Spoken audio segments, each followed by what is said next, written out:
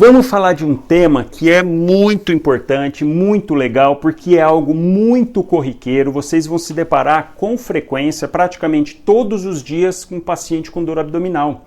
E qual que é a grande questão da dor abdominal? É o famoso 8 ou 80. Pode não ser nada, como pode ser algo muito grave, potencialmente grave. E para você que está ali na ponta atendendo, é você que tem que definir isso. Se é um caso que não precisa investigar, que não precisa se preocupar, ou não, se é um caso que precisa se preocupar muito.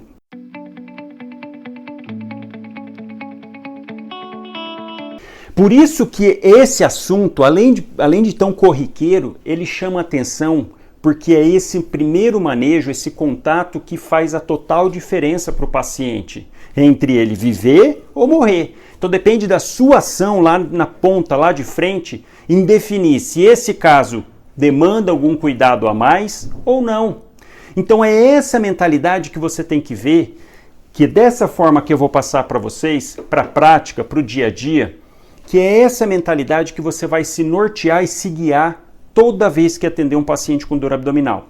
É claro que para cada doença envolvida aí, apendicite, úlcera, tumor, isquemia mesentérica, enfim, para cada uma desses quadros, tem uma aula à parte para falar dessa doença. Meu objetivo não é esse, não é você fazer diagnóstico dessa forma.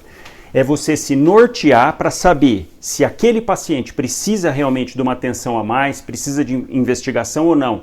Algumas vezes, boa parte das vezes, você nem vai precisar fazer o diagnóstico ali onde você estiver, na ponta, atendendo esse paciente, mas você tem que estar atento que é um paciente que precisa sim de um diagnóstico certeiro. E aí você poder fazer as medidas iniciais, estabilizar, para poder encaminhar ou para cirurgia ou para internação e assim por diante, aí é essa visão que eu vou te passar hoje aqui. É de uma forma que você consiga ali no seu dia a dia, na sua rotina, independente, a gente vai falar um pouquinho dos diagnósticos, mas independente do diagnóstico, é você se antenar, se atentar assim, não, esse paciente está tranquilo, não, esse eu preciso investigar, porque isso pode ser muito decisivo para o paciente, em você mandar ele embora e ele voltar morto no outro dia, voltar séptico no outro dia.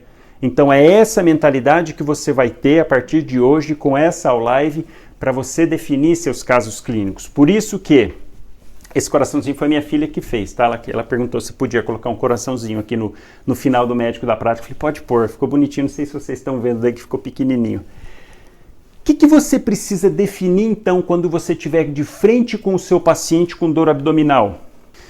Você vai definir, e na sua cabeça tem que vir automaticamente 3 definições, 3 perguntas que você vai ter que se fazer diante de um paciente com dor abdominal. O que você precisa definir? Aquele quadro sem potencial de gravidade.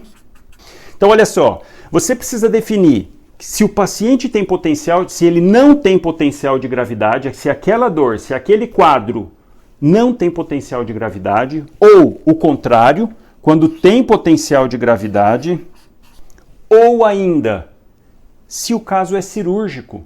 Independente se tem potencial ou não, claro que quando é cirúrgico, sempre vai ter potencial de gravidade, senão não necessitaria de cirurgia.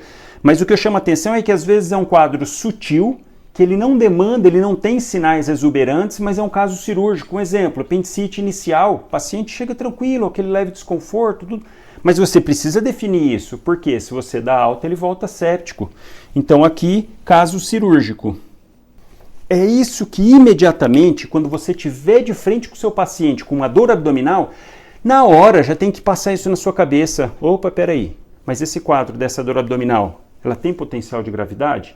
Exemplo de situação que não tem potencial de gravidade, dismenorreia, que é dor cólica menstrual, não tem potencial de gravidade, apesar de umas dores muito intensas, o paciente chega, você vai medicar para aliviar ela daquele sintoma, mas não tem potencial de gravidade. Outra situação, flatulência, que pode dar dor abdominal. E aí, além do desconforto, isso não tem potencial de gravidade. Então são situações que você precisa ali na hora definir isso. Dor abdominal, dor muscular da parede abdominal, o paciente pegou peso, fez algum esforço físico, chega lá, ele vai falar que está com dor na barriga, mas na verdade é na parede abdominal. Não tem potencial algum de gravidade nisso. Então, essas são condições clássicas. Condições clássicas de potencial de gravidade. Uma pancreatite. E olha que uma pancreatite, a princípio, não é cirúrgico, mas tem um baita potencial de gravidade. Outro, colecistite. E a colecistite, ela pode não necessariamente ir para a cirurgia de imediato. Você tem as duas opções, ir para a cirurgia ou fazer antibiótico primeiro, mas é uma condição potencialmente grave. Diferente, por exemplo, da cólica biliar, que não é, a princípio, naquele momento, se é só uma cólica biliar, ela não tem potencial de gravidade naquele momento. Mas são situações que você vai ter que sentir ali no momento. E é claro que sabendo cada um desses outros diagnósticos, mas eu quero te passar a visão geral da dor abdominal. E por último, caso cirúrgico, úlcera perfurada, apendicite, alguns casos de diverticulite e todas as outras condições cirúrgicas. Outras condições aqui, ó, potencialmente graves que a princípio não é cirúrgico. Um abscesso intraabdominal, um abscesso no fígado, fez uma colecistite, está com abscesso, vai precisar drenar depois, fazer intervenção, mas que a princípio você tem que se atentar, não é de cirurgia imediata, mas é algo que demanda cuidado, porque se você manda embora, o paciente volta séptico. Então, toda vez que você estiver de frente com um paciente, é isso que você, com dor abdominal, é isso que você vai precisar definir. Essas três condições. Aquele quadro, aquela dor abdominal tem potencial de gravidade? Sim ou não? Se não tem, mais tranquilo. Se tem, você não pode liberar esse paciente. A gente vai falar depois na conduta. Ou ainda, é um caso cirúrgico? Aí que você não vai liberar mesmo, porque senão é aquele detalhe que ali na hora passa desapercebido, o paciente veio, você achou que era coisa sem gravidade, manda embora, ele volta no dia seguinte séptico, morre em casa. Então tem que ficar muito atento com dor abdominal, porque é uma caixinha de surpresa. Pode realmente ser só flatulência, só dismenorreia, mas pode ser algo fatal, algo muito grave, potencialmente grave. Então você precisa definir isso de imediato. Para ajudar a entender esses tipos de essas situações possíveis na dor abdominal, é importante a gente definir os tipos de dores abdominais, porque isso vai te ajudar no raciocínio justamente para saber isso, se é algo que você precisa se preocupar mais, se preocupar de menos, ficar mais tranquilo, vamos assim dizer. Então você tem que entender os três mecanismos de dor abdominal. A primeira delas é a dor visceral, proveniente das vísceras ocas, intestino, cólon, bexiga, útero, o intestino delgado, estômago e também das vísceras da cápsula da víscera, do fígado, do baço. De maneira geral, os receptores nociceptivos dessas regiões, desses órgãos, eles trazem uma informação muito vaga. É uma dor mal definida, é uma dor que não sabe especificar direito o tipo, a localização, porque esses órgãos, teoricamente, se a gente pegasse o paciente não anestesiado, imagina uma situação hipotética, o paciente lá com a barriga aberta e você encostar, ou então sofreu um acidente, uma facada, enfim, está aí viscerado, está com as vísceras para fora. Se você chega e encosta no intestino do paciente, ele não tem sensibilidade, não dói, não tem dor. Qual que é a sensibilidade de dor? É por distensão ou contração intensa. Esse é o estímulo de dor, porque para o organismo, pensa só, ele não imagina que alguém vai estar encostando ali no cólon, então ele não precisa ter esse tipo de sensibilidade para dor, porque isso não cogita, está protegido dentro do abdômen. O organismo não considera esse tipo de situação. E na víscera maciça, na víscera sólida, o fígado, por exemplo, ele não tem essa sensibilidade dolorosa, vamos assim dizer, na parte de dentro, geralmente. Por quê? Porque é outro local que o organismo não cogita que vai ter alguma agressão, vamos dizer assim, mas na cápsula sim. Então situações, o paciente sofreu um trauma, está com um abscesso, está distendendo a cápsula do fígado, aí sim vai dar dor. Então vai dar o tipo de dor que é uma dor visceral. E toda vez que vocês pensarem nisso, vamos falar, os órgãos intraabdominais são os responsáveis, está sofrendo algum tipo de agressão que possa trazer dor, você vai conseguir deduzir isso pelas características desse tipo de dor. A dor visceral, ela é a dor mal definida. O paciente não sabe te falar direito se a dor é meio cólica, se é queimação, como que é o tipo da dor. Ele não consegue, às vezes. Ele fala, às vezes, que é um mal-estar, uma sensação que mistura dor com mal-estar, com uma coisa ruim. Então, ela é mal definida, mal localizada, diferente às vezes do que os pacientes chegam e falam, doutor, meu baço tá doendo, tô sentindo a dor aqui, é meu baço, certeza, ou então, tô com dor aqui, ó, na porção do duodeno, tô com dor no meu fígado. Não consegue ter essa definição. Esse tipo de dor visceral, ela não localiza dessa forma, então não tem como você saber assim exatamente que é daquele órgão. É claro que você vai juntar com outros sinais e sintomas e aí você vai deduzir se é uma úlcera gástrica, uma úlcera duodenal, por exemplo, uma cólica biliar, mas de maneira geral não tem como localizar, porque é uma dor mal localizada, é uma dor mal definida, não te dá muitas características. Então ela aparece, geralmente, na linha mediana, justamente por conta dessa inervação que leva a mensagem, quando volta não consegue definir direito qual hipocôndrio, qual lado. Então geralmente ela dá na parte mediana do abdômen, eu vou falar um pouquinho sobre isso. Mas então é geralmente na região mediana e ela é causada por distensão desses órgãos ocos, contração, por exemplo, útero e isquemia.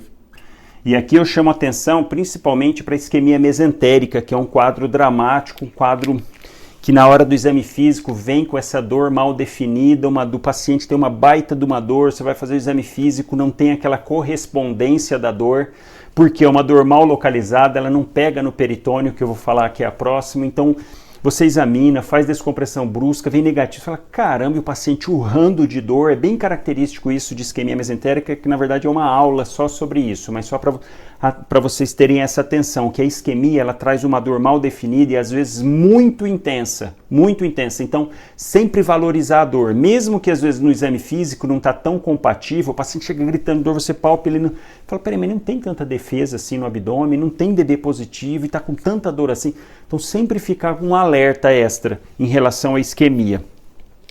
Então essas são as características da dor visceral. É aquela dor mal definida, que dá geralmente na linha média, você não consegue definir muito bem de que tipo que é a dor, da onde que ela vem exatamente, então você não consegue fechar muito bem o diagnóstico topográfico para falar de qual região.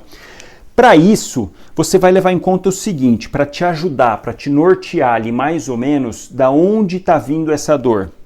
Então, geralmente a dor vai surgir na região mediana, então ela vem para o meio da barriga, e aí a gente divide em 3 segmentos do abdômen: epigastro, mesogastro, que é o periumbilical, e hipogastro ou suprapúbico.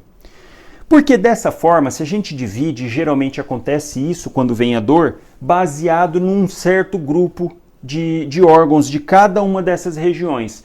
Como assim? Se a dor for proveniente do estômago, do duodeno, das vias biliares, geralmente essa dor vai dar na região mediana epigástrica. Então aqui, o que a gente leva em conta? Para pensar quando tem dor nessa região, dor gástrica, algum problema gástrico, duodeno, pâncreas também, tá? Que é tudo juntinho ali. Um exemplo, úlcera duodenal. Ela tem uma mania besta de terebrar, de perfurar ali para junto para a cabeça do pâncreas. Na hora de rafiar é um caos ali. Apesar que quando ela perfura para o lado do pâncreas ainda bloqueia. Mas é uma situação que geralmente vai dar dor na região epigástrica superior, mal definida, ainda mais órgãos retroperitoneais. E outro aqui que a gente pode falar também, vias biliares. Então, quando surgir esse tipo de dor, nesses órgãos retroperitoneais, nesses órgãos no quadrante superior, você vai pensar nisso. Falou, opa, se é uma dor mal definida, região epigástrica, não sabe muito bem definir, já tem que vir na cabeça. Opa, peraí, eu sei então que são dos órgãos, das vísceras localizados nesse andar de cima. Então a gente tem que pensar em pâncreas, em estômago, em duodeno, via biliar, que vai dar dor nesse local. Em compensação, quando a dor ocorre todo o intestino delgado e terço proximal do cólon, a dor vai dar periumbilical. E olha aqui quem que chama atenção aqui nesse detalhe do terço proximal do cólon, o apêndice. Por isso que no início do quadro de apendicite, geralmente o paciente tem um desconforto periumbilical, Porque é uma dor visceral, mal definida, que vai para o cérebro, volta o estímulo sem conseguir definir muito bem, o cérebro acaba delimitando na região periumbilical. Então, na região mesogástrica, quem que chama atenção? Delgado e terço proximal do cólon. E vou colocar aqui entre parênteses o apêndice, porque é muito importante. E quando a gente for fazer uma aula sobre apendicite, sobre essas condições cirúrgicas abdominais, na hora que falar, vocês já se atentarem, é verdade, porque o apêndice ele fica naquela zona do meio, junto com o delgado e a parte proximal do cólon, é onde, quando acometido, dá aquela dor visceral que vem para o meio, aqui na região periumbilical. Então, por isso que a gente faz essa divisãozinha esquemática que vai te ajudar no pensamento. Então, paciente que chega, dor mal definida na região periumbilical, você não vai pensar nos órgãos superiores, você não vai pensar no duodeno, no estômago, na via biliar, no pâncreas. Não, você está doendo aqui no meio, ou é delgado, cólica, às vezes comeu alguma coisa, às vezes comeu o lanche do seu Zé e ele não lavou muito bem a mão, e aí ele está com cólica, diarreia, vai dar essa dor periumbilical, ou apendicite. Então, isso te ajuda a nortear para o pensamento ali alinhar. E por último, no hipogástrio, o que vai ser? O restante do cólon, então os 2/3 distais do cólon, quando tiver com dor, vai surgir nessa região hipogástrica, e os órgãos pélvicos. Eu tentei fazer aqui o desenho, ficou um desastre, mas útero, anexos, então ovário esquerdo, ovário direito, bexiga, ureter distal, vão dar dor nessa localização, reto distal, sigmoide, dor nessa parte vai dar dor em hipogástrio, em região suprapúbica. Paciente com uma cistite vai vir com dor suprapúbica. Paciente com dor, com cólica dismenorreia, cólica menstrual, dor nesse local. Um cisto no ovário que distendeu o ovário, vai dar dor, pode ter rompido, cai líquido na pelve, vai dar dor aqui na região hipogástrica. Então olha como você, tendo essa dimensão topográfica, você tendo essa dimensão de divisões aqui, te ajuda a nortear para qual órgão pode estar acometido. E aí te ajuda no raciocínio para pensar naquilo que a gente falou na primeira parte. Tem potencial de gravidade? Não tem potencial de gravidade? É cirúrgico? Porque você pensou numa dismenorreia, numa cistite? Não é cirúrgico, você já descarta uma das possibilidades. E aí você vê se vai precisar investigar ou não, se tem gravidade ou não, a gente vai falar como você vai ver isso. Mas olha que legal, você conseguindo, pelas localizações, já te ajudar no raciocínio. E a gente tenta, dessa forma, ter uma característica a mais para te ajudar. Por quê? Porque esse tipo de dor ela é ruim, ela é mal definida, ela é mal localizada, ela é uma dor que o paciente não te fala direito, então você não consegue, você não tem uma ajuda pela dor, que é um alerta. E aí você então tenta com esse tipo de dor de característica já pensar, opa, então é dor em algum órgão.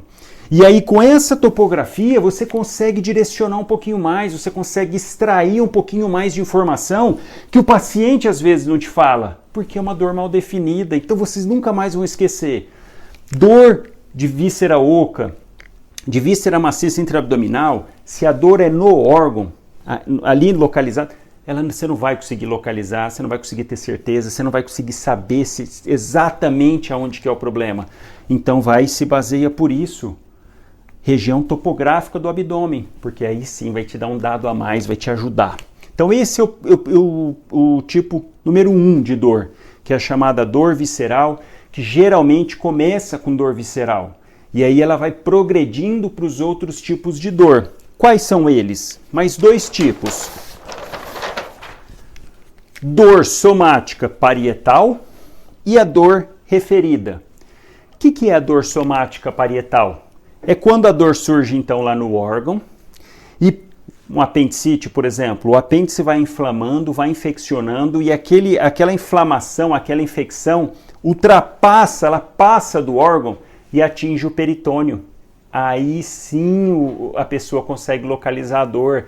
Então uma queixa clássica de apendicite, o paciente começa com hiporexia, não consegue comer direito, náusea, pode ter um pouquinho de diarreia e aquele desconforto periumbilical. Ele fala, estou meio, nauseado, enjoado, e aqui em volta do umbigo tá meio esquisito. Ah, mas está doendo?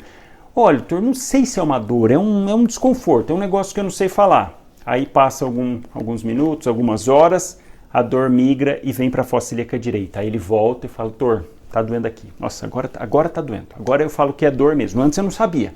Era um troço aqui em volta do umbigo, mas agora não. Agora eu tô vendo aqui, é dor, tá doendo. Por quê? Porque ele progrediu para dor parietal, irritou o peritônio. Então aí quando irrita o peritônio, a inervação ali é muito mais exuberante, então ela vai te dar uma característica melhor. Por quê? É aquela inervação que vem da parede abdominal também. Então vai irritar por dentro da parede abdominal, no peritônio, e aí consegue te dar um dado a mais.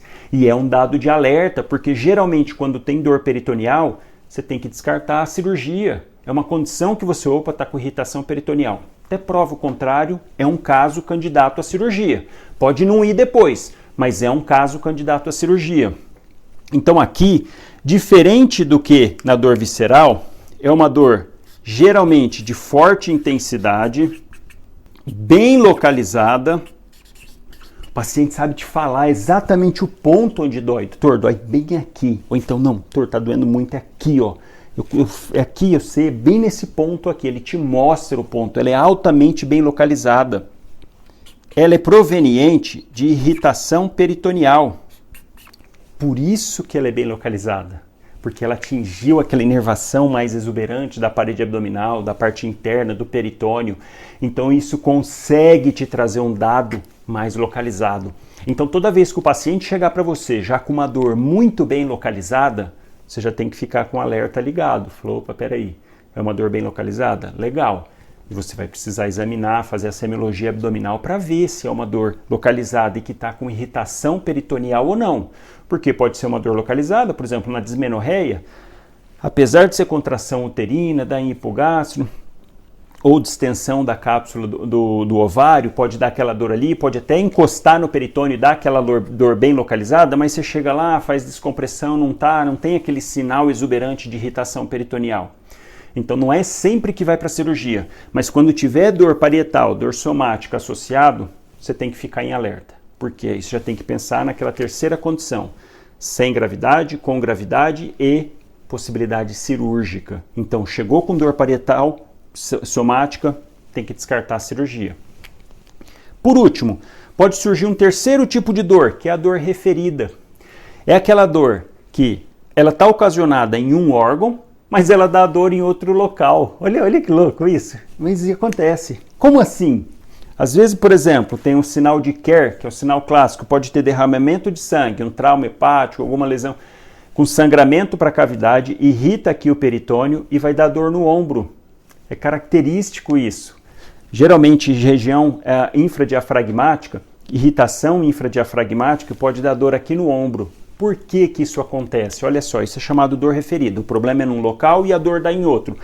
Um infarto de parede inferior, próximo ali do diafragma, pode dar dor epigástrica e não dor no peito. Isso é dor referida. Por que que isso acontece? Imagina assim, ó, aqui está a coluna, a medula espinhal, aqui tem um órgão acometido, o fígado aqui, ó. O fígado está sendo lá distendendo a cápsula, fazendo algum problema ali, está com abscesso. Ele manda o sinal lá para o cérebro. Então ele manda aqui pelas vias lá para cima. Acontece que nessa via, geralmente a parte posterior da espinha, do sistema hipotalâmico, na região posterior também vem aqui a inervação dessa parte do ombro, da parte da escápula. No mesmo local, ela entra junto com essa que está vindo daqui de baixo e vão lá para o cérebro. Então pensa aqui, tá o cérebro, aqui está vindo o estímulo que vem do fígado e aqui está vindo o estímulo que vem do ombro. Mas elas estão meio baralhado aqui, chega no cérebro. Chega lá no cérebro o estímulo, ele pensa, poxa, peraí, mas da onde que está vindo o estímulo? Eu estou meio confuso. É daqui do ombro ou é daqui do fígado? Porque na região da pele, na região muscular, tem muito mais receptores, é muito mais intenso. Então acaba causando essa certa confusão. E aí na hora de mandar o sinal de alerta, ele manda para os dois. Então geralmente vai ter o desconforto visceral ali no local, então nesse caso do fígado vai dar um desconforto aqui, epigástrico, mas também vai dar dor no ombro. Teve uma paciente que eu operei o ano passado, um tumor de cólon de ângulo esplênico. De ângulo hepático, desculpa, tumorzão bem grande, paciente sangrando, teve várias transfusões de sangue antes da cirurgia, Ela estava com um quadro de suboclusão, uma senhorinha de 70 anos. E aí eu levei para a cirurgia, fiz uma colectomia direita por vídeo, fiz anastomose primária, então liguei o transverso que sobrou, tirou todo o cólon direito, peguei a alça de Delgado e conectei aqui no transverso. No 7º pós-operatório, ela vinha evoluindo bem, tendo uns quadros de diarreia, mas quer dizer, estava funcionando o intestino, é comum no início da diarreia até se adaptar. No 7º pós-operatório, eu cheguei lá de manhã, ela, doutor, à noite, senti um mal-estar na barriga, um desconforto, não é dor, senti aqui um negócio aqui em volta do umbigo. Aí eu já, tá, dor visceral, né? Aí você já fica, tá bom. Fui lá ver, não estava taquicárdica, não estava taquipneica, não tinha nenhum outro sinal de alarme que a gente vai falar, mas eu já fiquei, opa, peraí, por quê? Chance de fístula, de abrir onde fez a anastomose. Tá. Aí fui lá de manhã, tal, vi os exames anteriores, estavam todos normais. E eu não peço exame todo dia, nem se deve em pós-operatório. Você vai avaliando e dependendo da clínica pede. Aí eu vi ela desse jeito e falei, peraí, vou pedir o hemograma de novo. Pedi o hemograma. Passei visita de manhã, na hora do almoço, um pouco depois do almoço, voltei para ver essa paciente. Já fiquei atento, né? Ela teve dor, estava evoluindo bem. Cheguei lá, ela falou assim, doutor, a dor aqui até deu uma melhorada. Tô meio só com uma dor aqui no ombro. Na hora que ela falou isso, eu, puxa vida, tá com irritação aqui. Certeza que fistulizou e tá irritando aqui, a região tá dando uma dor referida. Então, na hora que ela falou isso, eu já falei, puxa vida, deve ter aberto. Fui lá olhar o hemograma, tava com leucocitose. Dia anterior normal, no outro dia já, quer dizer, leucocitose. Ela ainda não tava taquicárdica, não tava taquipneica, mas o exame, mais a dor referida dela, falei, não, isso é cirurgia, não tenho dúvida, ia operar hoje. Esse colega que eu falei no começo, que está aqui, meu amigo Guto, entrou comigo na cirurgia, na reoperação. Tinha acabado de fistulizar, não tinha nem caído fezes na cavidade, nada. Estava aberto realmente a anastomose, estava bloqueado aqui em cima. Por isso que deu a dor referida. Então olha como isso é um dado que pode te ajudar muito ali na hora. Você, opa, peraí, tem alguma coisa a mais aqui. Dor lá em cima, mas aqui. Por isso que tem aquela famosa assim, eu tô com dor aqui, ou dor no ombro. É gases. Pode ser? Pode. Distensão aqui do ângulo esplênico, por gases, por dilatação, pós-operatório, por exemplo, pode distender aqui e encosta no nervo frênico, aqui no subdiafragmático, pode dar dor no ombro. Então você tem que ficar atento, é lógico que você vai levar em consideração o contexto clínico, outros dados clínicos, para você ver se precisa fazer alguma coisa ou mais ou não. É que nessa paciente que eu falei era um pós-cirúrgico, pós-colectomia, uma paciente de 70 anos, teve que fazer um monte de transfusão de sangue antes, emagreceu 15 quilos, então tudo isso aumenta o risco de fístula. Por conta disso eu já estava atento, por isso que a gente operou exatamente. Ela teve alta depois, já fez químio, estou esperando passar o Covid para poder... Depois a gente fez a ileostomia e colostomia na reoperação, claro, nem adianta forçar para fazer anastomose que não dá certo. Estou esperando passar o Covid para poder reverter a cirurgia. Então, esses outros tipos de dor, você tem que ficar um pouquinho mais atento porque ele é uma dor visceral que pode ter evoluído, tanto para dor referida quanto para dor parietal somática.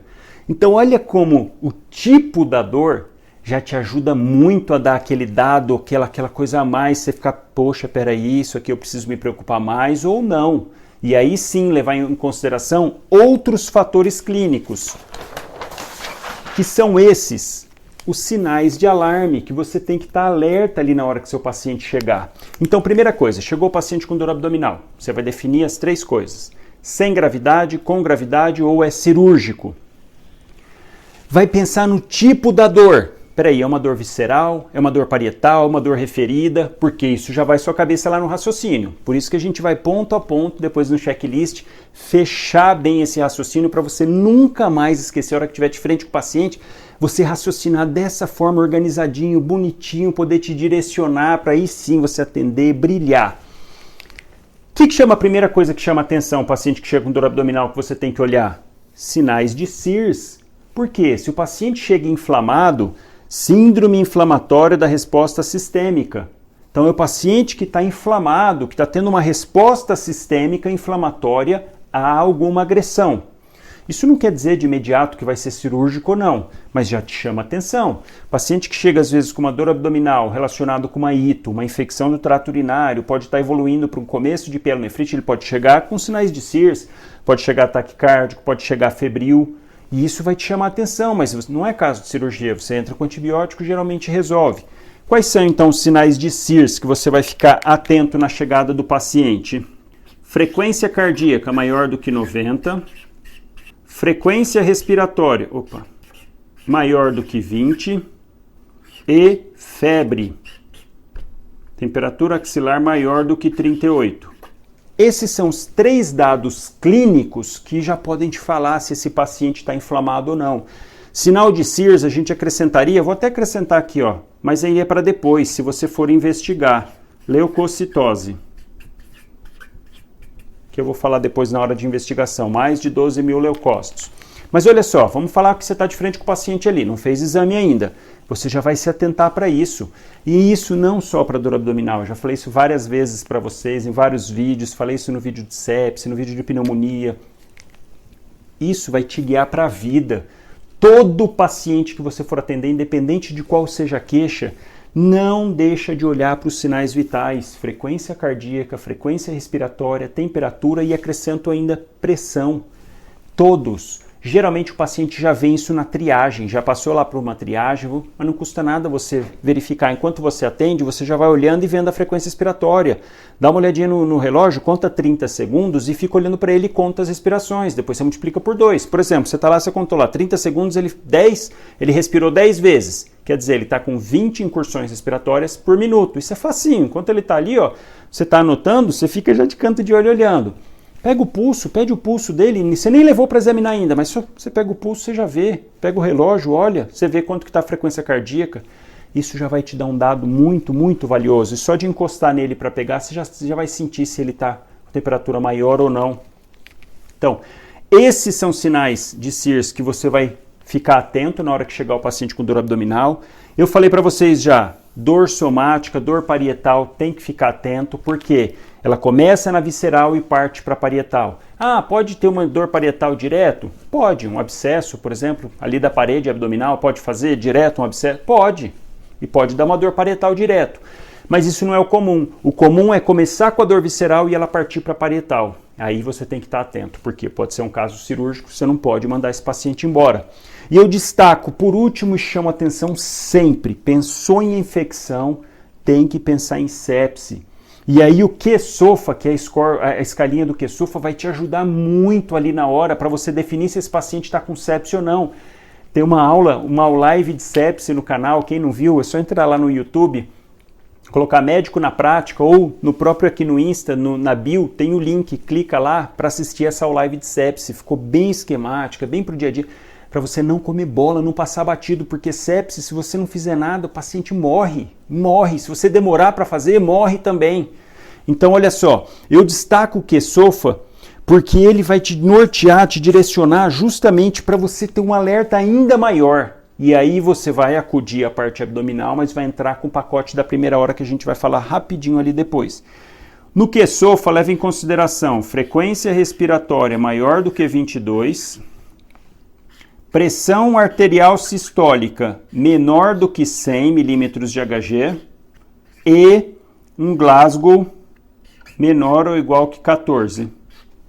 Quer dizer, o paciente chegou um pouquinho sonolento, está de olhinho fechado. Você fala com ele, está consciente, orientado, mas você fala que ele está de olho fechado. Você pede para ele abrir, ele abre, mas ele volta a fechar, quer dizer, está sonolento, já entra como um dos critérios. Então tem que ficar muito atento, porque se tiver critério de sepse, se tiver o QSOFA, você viu que o paciente tem dor abdominal, o foco provavelmente é abdômen, e ele está fazendo sepse, porque você definiu pelo QSOFA, não pode perder tempo. Você precisa estabilizar muito bem esse paciente para depois encaminhar. Mas esses são os sinais que você tem que estar bem atento na hora da chegada desse paciente. Para assim você conseguir, naquelas 3 perguntas iniciais que você vai se fazer sempre quando atender um paciente com dor abdominal, te direcionar. Por quê? Partindo desses sinais de alarme, olha só como as coisas vão clareando na nossa cabeça, vai ajudando no seu dia a dia, vai ajudando no seu diagnóstico, vai ajudando na sua conduta. Porque olha como que a gente vai pensar. conduta prática. Vamos ali para o dia a dia, ver como que a gente vai atender, acudir esse paciente. Então, olha só, lembra as 3 perguntinhas: sem potencial de gravidade, com potencial de gravidade e caso cirúrgico. Para isso, levando isso daqui em conta, levando isso em consideração na cabeça, olha como você consegue conduzir, brilhar na hora de atender ali, você consegue definir melhor, com segurança, com tranquilidade, você consegue definir como que você vai atender seu paciente, porque é isso que é o importante. Tudo aquilo que a gente falou até agora é para nesse momento aqui você brilhar, é para nesse momento você conseguir atender seu paciente. Não adianta nada jogar um monte de informação, falar. Sendo que chega aqui, ficar confuso, fala, caramba, eu sei disso, sei sinal de Rovsing, sei sinal de Bloomberg, sei sinal de pessoas e tudo, milhões de sinais, mas você não consegue organizar o raciocínio. Então vamos lembrar da sequência para isso, para a gente aplicar nesse momento. E aí a gente vai dividir em 3 situações da chegada do seu paciente com dor abdominal. Primeira delas é aquele paciente que vem sem sinal nenhum de alarme, não tem febre, não está taquicárdico, não está taquipneico, não está hipotenso, não tem esôfago, está com Glasgow de 15, não tem nada de alarme. E ele tem uma dor, ele ou ela tem uma dor leve a moderada. Ok, esse tipo de paciente com dor leve, moderada, e que você faz o exame físico, não tem nada que te chama a atenção para você ficar em alerta, esse paciente, o que você vai fazer para ele? Analgesia e mandar para casa, domicílio. Você vai medicar, vai passar a medicação para dor, porque ele te procurou, foi até lá para ser atendido justamente para isso. Você vai colher a história, ver quanto tempo de dor, ver as características da dor, se é uma dor intermitente, se é uma dor contínua, se ela vem piorando, melhorando. Você vai colher toda aquela semiologia abdominal e da dor. Mas aí é uma dor leve, uma dor moderada, vem, vai, é uma cólica, ela fala, eu sou mais constipada, doutor, então eu fico lá com prisão de ventre, aí dá uma cólica, eu queria um remédio para isso quando eu tiver. E aí nesse caso, o que você vai passar? Vamos prático, se aqui para o dia a dia, o que a gente vai passar para esse paciente? A velha e boa dipirona, dose 500 miligramas de 6 em 6 horas. Se for gotas, geralmente é 500 miligramas por ml. Você pode passar aí 30, 40 gotas de 6 em 6 horas. Qual outro aqui que você vai usar? Paracetamol. Paracetamol tem de 500, tem de 750. Vamos passar de 750. Eu nunca vi, pelo menos não me lembro de ter visto aqui no Brasil, paracetamol de 1 grama. Lembrar que paracetamol, se tomar dose alta acima de 10 gramas, pode fazer hepatite fulminante. Mas eu só vi de 750. Mês passado eu estava na Europa, fui comprar, estava com uma dor de cabeça tremenda lá um dia. Fui comprar, lá não tem dipirona, assim como nos Estados Unidos. Mas tinha paracetamol de 1 grama. Nunca vi aqui. Então aqui você usa de rotina aí 750, você pode até passar de 4 em 4 horas, de 6 em 6. Vamos passar a dose padrão, 6 em 6 horas. E qual outro, pensando em cólica, pensando em dor espasmódica por contração, ou de útero, ou de alça de cólon? Iosina, que é o Buscopan. Dose da iosina, 10 miligramas, de 8 em 8 horas. Pronto. Essas são as medicações básicas para esse tipo de paciente. É uma dor leve, é um desconforto.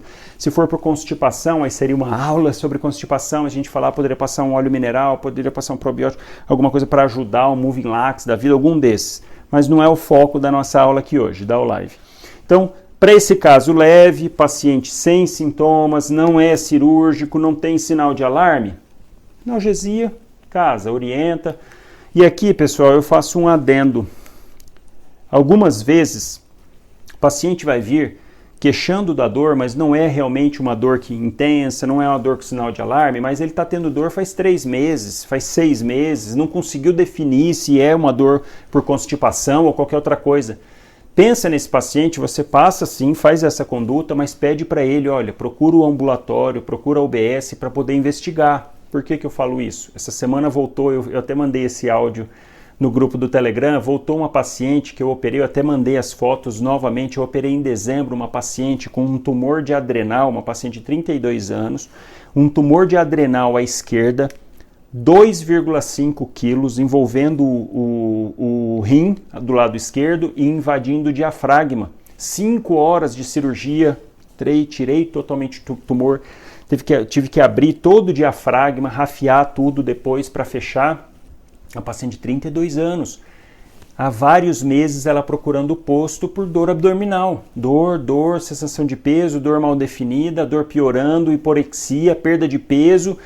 E ela ia no pronto atendimento, passava o analgésico, não, para casa. Concorda, a conduta ok, é para casa. Mas orienta a procurar a UBS para poder investigar. Olha o tempo que ela gastou, que ela demorou para chegar até para a cirurgia. Graças a Deus, a cirurgia que foi difícil até, chance de morrer na mesa, ela com um bebezinho pequeno em casa, graças a Deus a cirurgia foi ótima. É um tumor agressivo, veio um T4 porque estava invadindo o diafragma, mas ela voltou essa semana, ela não tinha voltado desde então porque não conseguiu retorno, juntou a pandemia, enfim. Ela voltou, tá super bem, engordou, ganhou peso, tá se alimentando, não tem dor, fiz exame físico, não tem nada. Tadinha, ficou com uma baita incisão, assim, eu fiz uma incisão em L enorme para poder tirar, mas ela tá super bem. Pedi tomografia, pedi todos os exames. Quando ela retornar com as tomografias, eu vou mandar de novo no grupo do Telegram, tá? Para poder contar desse caso. Eu até fiz o áudio, poxa, eu saí feliz da vida, atendi ela quinta-feira. Excelente, olha que maravilha, ela super agradecida, bebezinho pequeno em casa, ela e o marido, muito bacana, e ela ganhou peso, sabe, a hora que chega, você já vê que tá bem, porque a fisionomia era outra, ela tava toda com o rostinho bem magrinho, com os bracinhos, agora não, ela veio, você vê que tá saudável, é muito legal isso, muito bacana. Então mesmo numa situação dessa, lembrar que o paciente, às vezes, naquele momento, não tem indicação de investigar, não tem indicação de fazer mais nada. Mas pensa no paciente, fala, não, peraí, mas essa dor aí tem que investigar. Procura o UBS, faz uma cartinha ali na mão, manda para o UBS, para não deixar passar batido. Então essa é a primeira condição, paciente sem sinal de alarme, que chega lá para você, uma dor leve, moderada, você vai medicar e casa. Agora, aquele paciente que chega lá, com uma dor de moderada para forte, mais intensa, ou que ele vem tomando medicação e não está melhorando, nossa, uma cólica, uma dismenorreia, pode ser uma dor menstrual, menina vem, todo mês, não aguento mais, estou morrendo, todo mês vem com essa dor terrível, uma das indicações inclusive de anticoncepcional oral é até para diminuir dismenorreia, tem alguns anticoncepcionais mais específicos, com a base de ciproterona, focado nisso, Diane, por exemplo, é um deles, principalmente também quem tem síndrome de ovários policísticos, mas isso é outro assunto, eu quero dizer assim, o paciente chega lá, tadinha, já tomei o Ponstan, tomei iosina, tomei ibuprofeno, tomei tudo lá em casa e não melhorou. Ela vai procurar atendimento e tem que ir, porque, coitada, às vezes vem até com náusea, com vômito por conta da dor. Então, nesse tipo de situação, e ainda sem sinais de alarme, mas é uma dor refratária, tentou, não melhorou, essa paciente você vai medicar ali no posto. Ali você vai medicar ela porque não está melhorando, não adianta você mandar ela embora. Ah, não, toma aqui uma iosina, ela já tomou, não melhorou. Então nessa situação, o que você vai passar para ela de analgésico? O que você vai passar ali para tirar a dor? É claro que você vai ter que pensar no mecanismo da dor, porque isso vai te direcionar um pouquinho mais. Mas de qualquer forma, vai passar dipirona, vai passar iosina.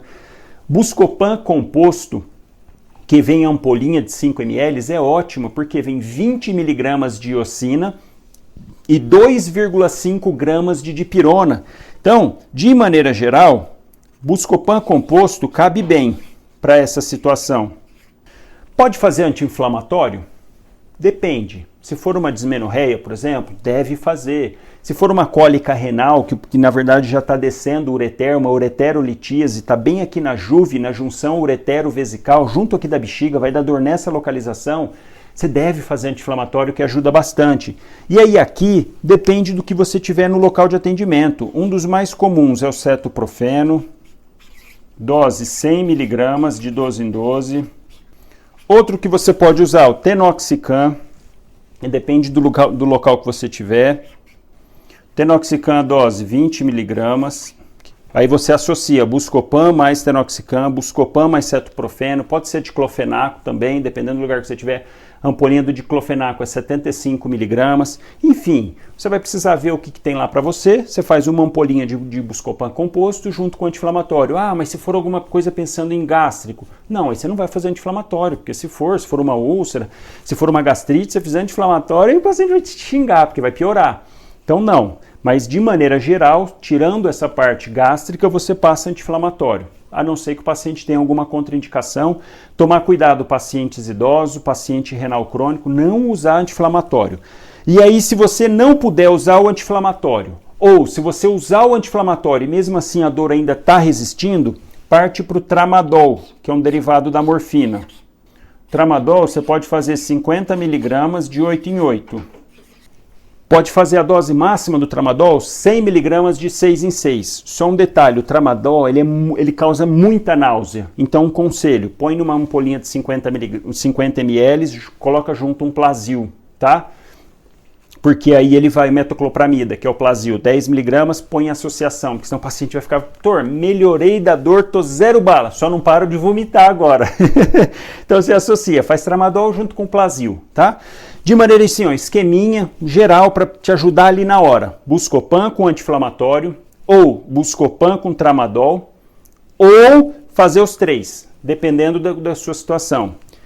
Posso associar cetoprofeno com tenoxicam, diclofenaco com cetoprofeno? O que vocês acham? Pode fazer isso? Fiz cetoprofeno.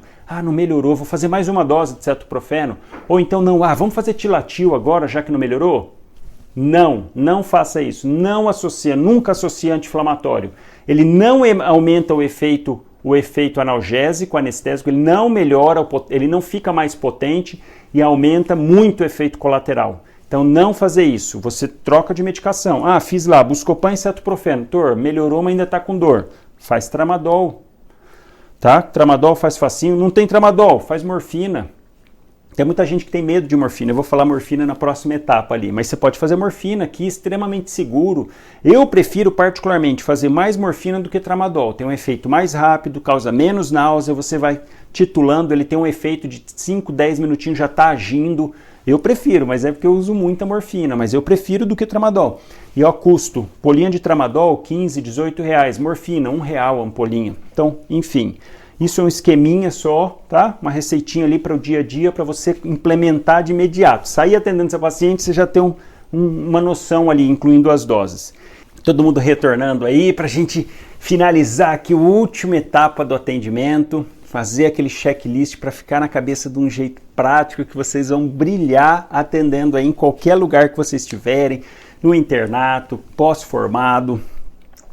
Vamos lá, vamos finalizar o raciocínio, que agora sim, esse paciente aqui que chegar, esse é aquele que você vai demandar todo o seu conhecimento, toda a sua energia, que você vai estar atenta, que você vai estar ali, porque esse paciente, se você bobear, ele vai morrer, vai sofrer, enfim. A gente já sabe o desfecho que não é nada legal.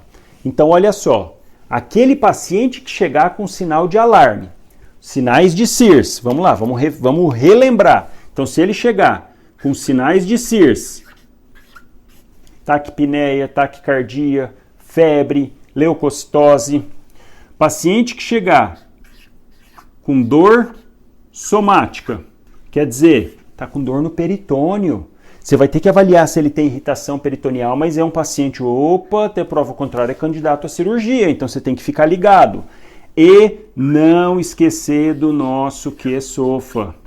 Paciente chegar com QSOFA, 2 critérios daqueles 3, não tem o que discutir, porque é um paciente que geralmente chega em CIRS, se você faz a classificação, ele tem positivo e você define que o foco é abdominal. Porque sepse a gente define como infecção, tem que ter um foco de infecção, algum local, e nesse caso, como a gente está falando de coisa abdominal, vamos falar foco abdominal, e disfunção de órgão-alvo. Se você ainda não viu a live de sepse, vai assistir, porque é um dos temas mais importantes, que não pode comer bola. E aí você define que tem um foco de infecção com sinais de disfunção orgânica. Como que a gente sabe que tem disfunção orgânica? Pelo QSOFA. Esse que é bacana, o QSOFA, você usa, tem o SOFA, que é mais completo, são 7 parâmetros, inclui parâmetro de sangue, mas que ali você não consegue definir de imediato. Então, até ficar pronto os exames de sangue, passaram-se 1 hora, passou 1 hora, e aí o paciente já perdeu tempo. Com o QSOFA, você não perde esse tempo, você olha ali e fala, isso é sepse é igual ao pacote da primeira hora, você já brilha na hora ali, você já faz o melhor para o paciente sem nem esperar os exames de sangue. E aí então, chegou com algum sinal desse de alarme, O que você vai fazer para esse paciente? Imediatamente levar para emergência. Imediatamente. Pessoal, estou com um paciente aqui, está com sinais de alarme, está com dor abdominal, bora colocar ele na emergência. E todo paciente que você coloca na emergência, de imediato ele ganha ou move, monitorização, oximetria e acesso venoso. Então olha como fica esquemático. Você atendeu, colhe a história, vê o tipo de dor, vê os sinais de alarme, vê o que sofa. Peraí, positivo, acabou, não tem nem o que discutir, bora colocar na emergência. Aí sim você vai complementar sua história clínica, vai complementar seu exame físico, vai pensar em quais exames pedir. Mas de imediato, emergência e monitor, oximetria, veia, saturação menor do que 95, O2, põe um cateterzinho de O2, deixa 2 litros por minuto. Vou até colocar aqui, ó, para enfatizar, para ficar bem esquemático para vocês. Na oximetria, se menor que 94%, menor ou igual a 94%, põe catéter de 2 litros por minuto. E aí você vai aumentando se precisar, tá? Fico colocando para ficar bem esquemático para você te ajudar ali, ó, na prática mesmo, e não ficar com informação vaga. Acesso venoso. O que eu destaco aqui nesse acesso venoso? Coletar hemograma, é esse momento, já está pegando acesso? Opa, já colhe aí, ó, hemograma, bioquímica completa. A gente ainda vamos fazer uma live sobre exames laboratoriais, PED-TAP, TTPA, função renal, função hepática, provas de lesão hepática, TGO e TGP. Pede tudo nesse momento. Se tiver disponível, pede o lactato, vai te ajudar bastante nos casos de sepse. E aí, nesse momento, você considerar fazer cristalóide, principalmente se o paciente tiver com QSOFA positivo, é mandatório, porque aí você vai fazer para ele o pacote da primeira hora. Pacote da primeira hora. Reposição volêmica, ressuscitação volêmica.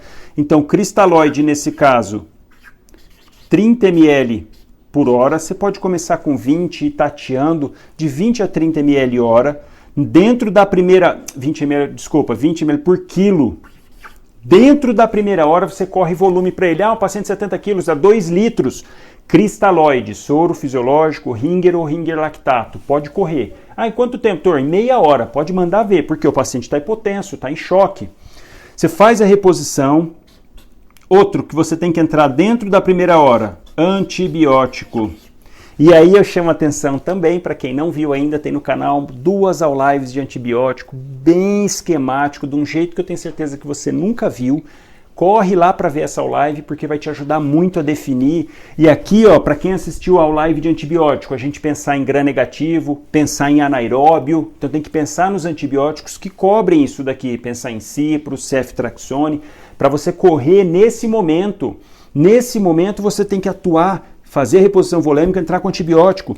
Dentro de 1 hora, paciente ainda hipotenso, você fez a reposição volêmica, ele continua hipotenso, droga vasoativa, entra com noradrenalina. E aí, nesse contexto todo que você está fazendo, correndo atrás, fazendo o pacote da primeira hora, se o paciente tiver indicação de pacote da primeira hora, mas de qualquer forma ele vai estar na emergência. Às vezes o paciente não está hipotenso, não está em choque, você não precisa entrar com reposição volêmica, mas você já definiu que é um caso cirúrgico ou você já definiu que é uma condição abdominal, às vezes você não tem o diagnóstico, isso acontece com frequência. Chega lá o paciente grave, você vê tem sinais de CIRS, você vê tem sinais de sepse, ou às vezes não tem sepse, mas tem irritação peritoneal, você sabe que é cirúrgico, mas dependendo do lugar que você estiver, você não consegue definir o diagnóstico. Não tem importância, você fez o mais importante, que foi ver que esse paciente precisava desse atendimento que você está prestando para ele.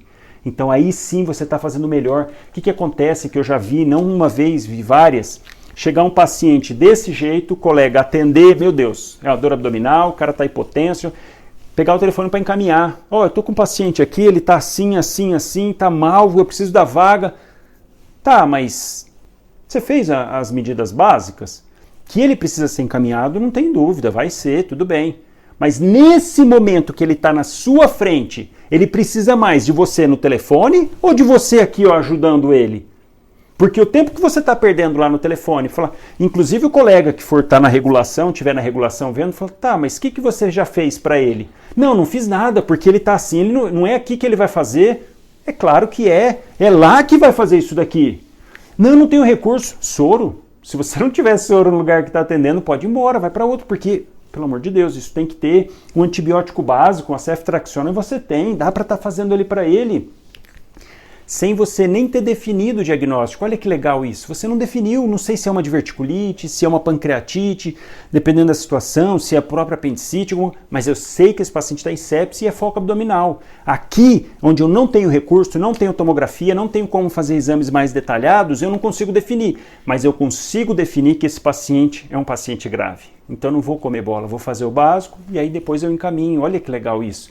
E não você, de frente, porque isso que acontece, a pessoa insegura, ela está lá de frente com esse paciente, ela, meu Deus, o paciente está grave, ela nem sabe direcionar muito o raciocínio, às vezes tem várias informações, mas não consegue racionalizar a informação para poder atuar e ajudar o paciente, então ela não consegue. Aí o que ela tem na cabeça? Eu sei, não sei porquê, mas eu sei que esse paciente está grave, eu preciso me livrar, eu tenho que mandar, ele tem que caminhar, porque aqui, o que eu vou fazer para ele aqui? Vai fazer muito. Vai fazer muito. Meia horinha que você tiver ali, ó, junto com ele, fazendo soro, reposição volêmica, pede para sondar, vê glicemia, sonda vesical, vê se ele vai estar urinando aí 0,5 ml por quilo hora. Por exemplo, paciente de 70 quilos, em uma hora tem que urinar 35 ml. Paciente de 50 quilos, 25 ml na primeira hora. Isso você pode fazer para ele, isso você consegue. Ah, chegou lá com hipotenso, você fez reposição com cristalóide, a pressão subiu. Olha que legal, você fez uma ressuscitação volêmica. Olha o quanto que isso vai ser benéfico para o organismo. Você entrou com antibiótico para ele naquela primeira hora, o antibiótico já está indo lá na bactéria. Olha como você vai dar chance para esse paciente poder reagir, poder melhorar. É isso que, apesar de você reconhecer que é uma coisa que não vai estar no seu alcance, você vai realmente precisar encaminhar, você fez o atendimento inicial brilhando, você fez ali ó, o melhor, esse paciente recebeu o tratamento top. Inclusive você fazendo isso, e a gente sabe que às vezes demora um pouco para a ambulância vir buscar, demora um pouco para conseguir a vaga. Ok, você já está repondo o volume, você está monitorizando, deixando o paciente redondinho. Então, se demorar alguns minutos, algumas horas a mais, ele está recebendo já o melhor atendimento possível. Às vezes vai ficar 6 horas lá, era o ideal? Não era, mas é a realidade, é o dia a dia. E aí você podendo estar ali, ó, fazendo antibiótico, repica o antibiótico, se for ceftriaxona, você vai fazer só depois de 12 horas, mas aí você vai estar vendo, faz mais volume, vai dosando vai sabendo o tanto que você está dando de volume pela diurese, isso é muito legal. O paciente está urinando bem, você sabe que o volume está adequado.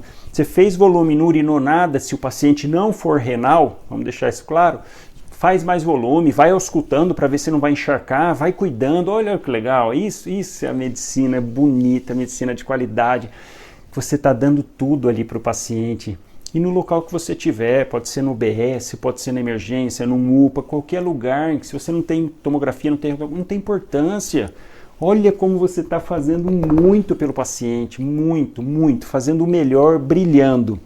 E aí entra nessa etapa também, como você definiu, você já definiu que é um caso grave, é um caso provavelmente cirúrgico, vai precisar de uma tomografia, fazer analgesia. Fazer analgesia, por que você vai deixar esse paciente com dor? Tem uma história assim, não, mas eu não vou fazer analgésico, porque senão vai mascarar o sintoma, a hora que ele chegar no cirurgião, o cirurgião vai achar ruim.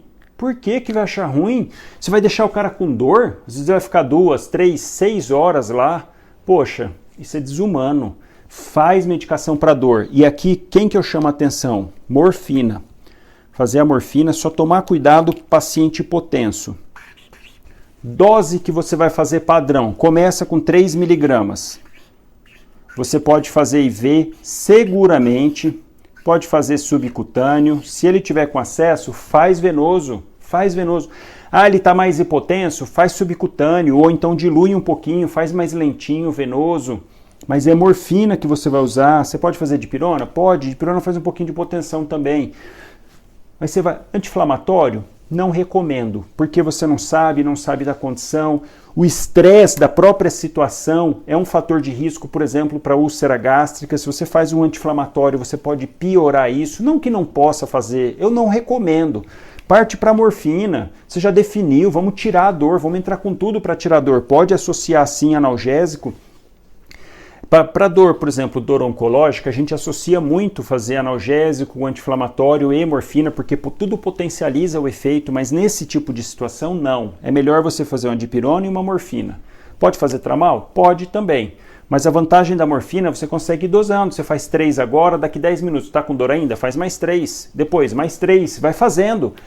Difícil. Ah, mas o paciente pode fazer insuficiência respiratória? Muito difícil. Tem que fazer uma dose muito alta. Muito. E eu tenho alguns anos já lidando com morfina, com paciente grave. Já cheguei a fazer 30 miligramas uma vez em paciente em morfina. Nunca fez insuficiência respiratória.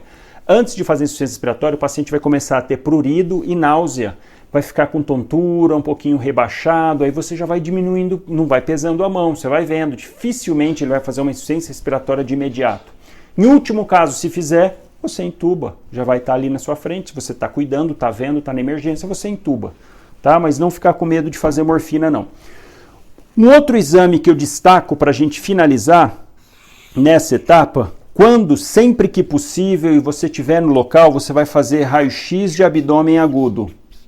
O que é o raio-x de abdômen agudo? Tórax, PA e abdômen, em pé e deitado. Sempre, sempre. Chegou o paciente, é ferimento por arma branca, foi facada, tiro, trauma abdominal, suspeita de apendicite, pancreatite, diverticulite, úlcera perfurada, qualquer coisa, raio-x. Lógico, se o paciente tiver condições, se o paciente chegou chocado, você não vai mandar ele para o raio-x para depois ele voltar para ir para a emergência. Não, esquece raio-x, bota na emergência. Se tiver o portátil, você até pode levar lá depois para fazer o raio-x no leito, mas sempre que possível fazer o raio-x de abdômen agudo, porque ele vai te ajudar ali no diagnóstico. E aí, para cada uma dessas condições que eu falei, diverticulite, úlcera perfurada, você vai ver algum padrão no raio-x, que aí é uma aula só sobre isso. Distensão, abdômen agudo obstrutivo, distensão abdominal, empilhamento de moeda, você vai ver em cada uma dessas situações, tá, pessoal? Dessa forma, a gente fecha o raciocínio das formas de atender o paciente baseado, então, naquela dor que ele chegou lá no início. E para isso, vamos finalizar com o nosso checklist aqui, para vocês voltarem a reorganizar tudo o que eu falei para nunca mais esquecer. Esse é para você fazer o print, para você mandar depois lá pro amigo, falou, eu sei isso aqui, você sabe? Só para você falar que sabe mais, sabe? Assim, aquele negócio aí. Brincadeira, brincadeira. Eu sempre falo disso, de ficar com competiçãozinha não leva a nada, não. Falei mais então de brincadeira. O que você vai fazer então? Paciente chegou. Opa, qual que é o tipo de dor dele? Primeira coisa, tô com dor na barriga. A barriga dói, tá bom. Qual que é o tipo de dor? Ela é visceral? Mal definida, geralmente na região mediana, mal localizada, ele não sabe te dar muita característica? Ou não? Ela é bem localizada, ela é somática, parietal, ou ela veio daqui, começou na visceral e foi para parietal, é aquela dor bem localizada que vai te florear no exame físico, Bloomberg positivo, DB positivo, Rovsing, sinal do Psoas, isso vai te ajudar ali na hora, principalmente do exame físico. Ou é aquela dor referida, passou do órgão, irritou uma região e a dor dá em outro local que não tem nada a ver com aquele local. O problema é aqui, dá dor no ombro. Tá com gases aqui no intestino, dá dor no ombro. Então isso você vai pensar de imediato. Qual é o tipo de dor? Pensou no tipo de dor? Será que tem sinal de alarme? Como que a gente sabe se tem sinal de alarme? Sinais de CIRS, frequência respiratória, temperatura, frequência cardíaca. Fica atento. E dor parietal. Por quê? Porque se for dor parietal, você precisa descartar a coisa cirúrgica. E ainda não esquecer do nosso e velho bom QSOFA para sepse. Porque se for sepse, você tem que correr para brilhar fazendo o pacote da primeira hora. Então, olha só, você definiu a dor, você definiu se tem sinal de alarme. Para que você vai usar isso então? Para que você precisa definir o sinal de alarme? Para você pensar nas 3 condutas, para você pensar nas 3 perguntas que você tem que se fazer. Peraí, não tem gravidade? Tem gravidade ou é cirúrgico? Porque se não tem gravidade, você vai resolver ali o problema. Se tem gravidade ou se é cirúrgico, não vai ser ali. Você vai precisar investigar, vai precisar fazer algo mais e não vai deixar passar batido. Esse é o ponto-chave, é você definir isso. Isso aqui, é para você, vou até grifar aqui, até fazer um quadradinho, porque é isso que você vai definir para o resto da sua vida quando você estiver de frente com um paciente com dor abdominal. Você nunca mais vai esquecer disso. É isso que você tem que raciocinar. Não tem sinal de gravidade, Tem sinal de gravidade ou mais? Será que é cirúrgico? Pensou, será que é cirúrgico? Investiga. Não tem como mandar embora. Se você mandar embora, esse paciente vai voltar séptico, vai voltar morto. E aí, pessoal, nessa hora, não tem como você se justificar. Ah, tem dia, no começo de uma apendicite, a gente vê ainda acontecer isso, sair em jornal, tudo quanto é lugar. A pessoa passou 5 vezes pelo posto, até que encaminharam, o apêndice estourou, fez uma peritonite, morreu. Poxa, 5 pessoas diferentes, ninguém fez essa pergunta. Dos 5 anteriores, a gente não está julgando a ação, não está julgando a pessoa, desculpa, não estamos julgando as pessoas que atenderam, mas a ação dela, ninguém perguntou se aquilo era cirúrgico. Tem casos e casos, tem casos sim que é retrocecal, lá atrás do seco, junto do psoas, que os sinais e sintomas são muito ruins, ele rompe, fica bloqueado, aí a hora que desbloqueia, aí faz o caos, aí que consegue o diagnóstico. Tem esses casos? Tem. Mas pelo tanto que a gente ouve falar desse tipo de situação, não condiz. Pegava durante a residência de cirurgia geral, o hospital regional daqui era referência para abdômen agudo. A trauma ia mais para Santa Casa, e lá, hoje é assim no hospital regional, mais abdômen agudo. O que a gente pegava de diagnóstico tardio, de apendicite, de úlcera perfurada, porque passando em atendimento e ninguém se perguntava se era cirúrgico. Então isso não pode, vocês nunca mais vão esquecer. Definir, sem gravidade, com gravidade, cirúrgico. Porque aí você brilha, aí não tem dificuldade na hora de conduzir. Como que você vai conduzir? Dor leve, sem gravidade, analgésico, casa. Buscopan, dipirona, paracetamol. Dor moderada forte, refratária, já tomou, não melhorou, mas não tem sinal de gravidade, você vai medicar lá no posto. Você medicou lá no posto, melhorou? Casa. Não melhorou? Aí você vai investigar. Eu acabei não falando isso nessa parte, verdade. Mas você está com o paciente ali, você medicou ali no posto, sem sinal de gravidade. Você fez medicação, melhorou? Casa. Uma dismenorreia, por exemplo, uma dor cólica menstrual. Fez medicação, tirou a dor, vai para casa. É uma dor mais forte que você fez dipirona, você fez iosina, aliás, fez buscopan, fez anti-inflamatório, fez tramal, melhorou, mas não passou por completo, não tem como você mandar para casa. O paciente está com dor ainda, investiga. Raio-x, exame de sangue, ultrassom, tomografia, dependendo do lugar que você tiver. E por último, paciente que chega com sinal de alarme, sinais de Sears, QSOFA positivo, dor peritoneal. Isso aqui é paciente em emergência, igual paciente ir para emergência, vai para emergência, você vai fazer analgesia, reposição volêmica, tudo aquilo que a gente discutiu bastante nesse caso aqui, tá, pessoal? Olha como que dessa forma, com essa folha só, e pensando em tudo que eu falei aqui ao longo dessa 1 hora, vocês conseguem brilhar e atender com a melhor qualidade possível o seu paciente. Você não vai deixar passar batido nenhum diagnóstico mais sério, mais grave, porque sempre que você se atentar que pode ter gravidade ou que for cirúrgico, você vai estar ali atento e não vai mandar esse paciente embora, tá, pessoal? Todo mundo acompanhou o raciocínio, concorda, para a gente partir para os casos clínicos, brilhar aqui no caso clínico, atender e não errar nunca mais. Vamos brilhar nos casos clínicos? Eu vou só passar o caso clínico, eu sei que vocês vão matar a pau, assim, vão olhar e falar. Não precisava nem falar, mas vamos lá, vamos aqui para o caso clínico. E vocês não acreditam. Não, sério, vocês não vão acreditar. Quem voltou no plantão? Ela, a famosa Dona Judite. Você está lá no seu local de atendimento, ela lá, a mesma vozinha, 80 e tantos anos, com a filha Jurema, porque elas sempre ficam juntas. E aí, ela chega lá para você, lá no seu plantão, você falou, Dona Judite, ela traz até um bombonzinho, porque você já ficou íntimo dela. Doutor, eu trouxe até um bombonzinho aqui para você, aqui, doutor, E o que ela vem falando? Que ela está com uma dor na barriga, já melhorou aquela infecção urinária, você passou ceftriaxone, estava purgando a perna, lembra? Já melhorou, isso aí ela está 100% já, não tem infecção urinária, tratou, era aquela E. coli chata que só respondia a ceftriaxone, sarou. Mas deu 1 mês, sabe como é que é, idosa e tal... Ela falando aqui, eu tô com dor abdominal há 2 dias, moderada intensidade, é uma dor que vai e vem, principalmente no pé da barriga, e que, olha só, deu uma melhorada. Meu filho, eu tomei lá o Buscopan, esse remedinho é bom, é muito bom, melhora mesmo. Tá, ela tomou Buscopan, uma dor que vai e vem, e chega para você. Bom estado geral, tá serelepe. Dona Judite tá serelepe, frequência cardíaca de 74, respiratória 16, PA 13/9. E tem essa dor leve, a palpação aqui em região suprapúbica, em região hipogástrica. E aí, pessoal, é uma dor abdominal. O que a gente precisa perguntar, assim, ó, de imediato, que você vai ter que ficar atento?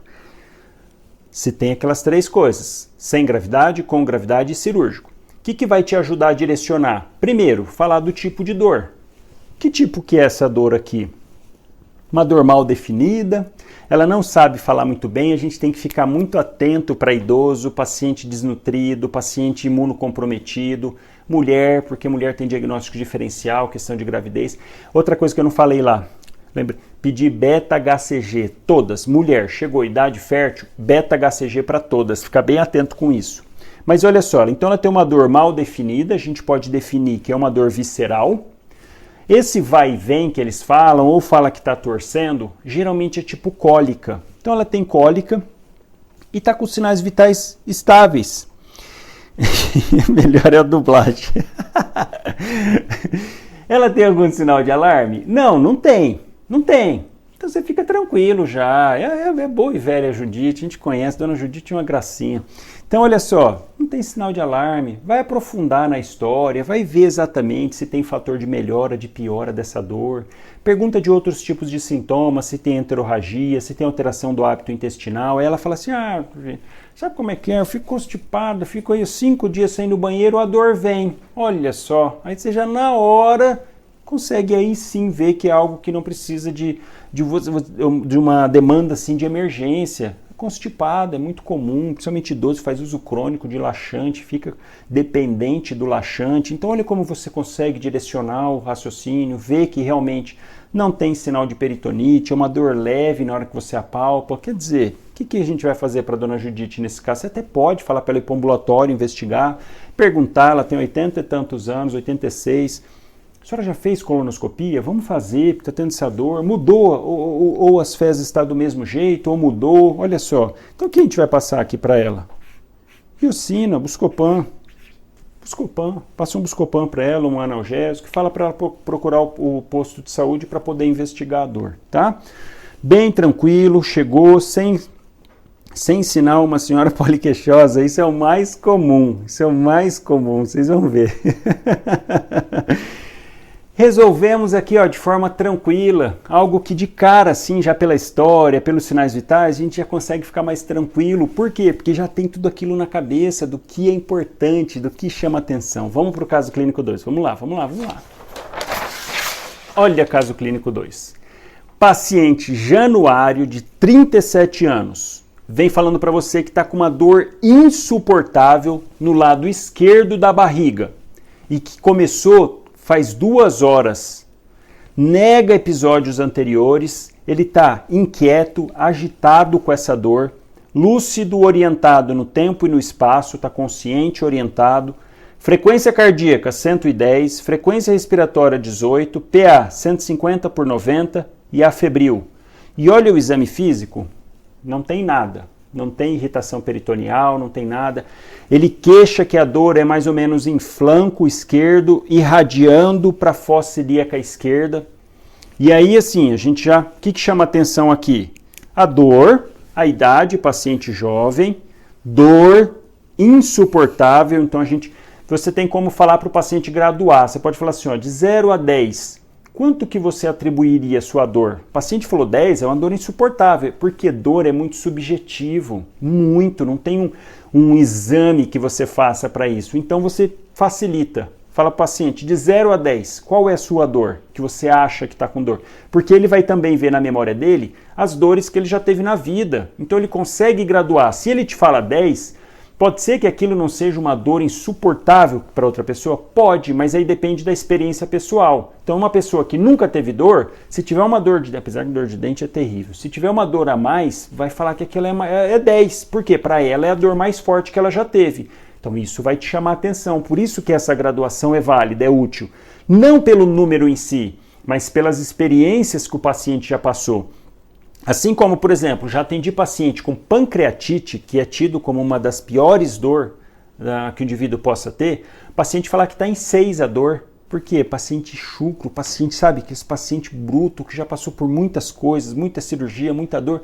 Então, para ele, apesar de estar muito forte, ele tem uma resistência. Fala, está em 6, ele nem valoriza. E olha só, em compensação, tem paciente que pode estar com cólica intestinal e falar que está com dor 10. Mas aí você tem que levar em conta isso, a experiência da pessoa.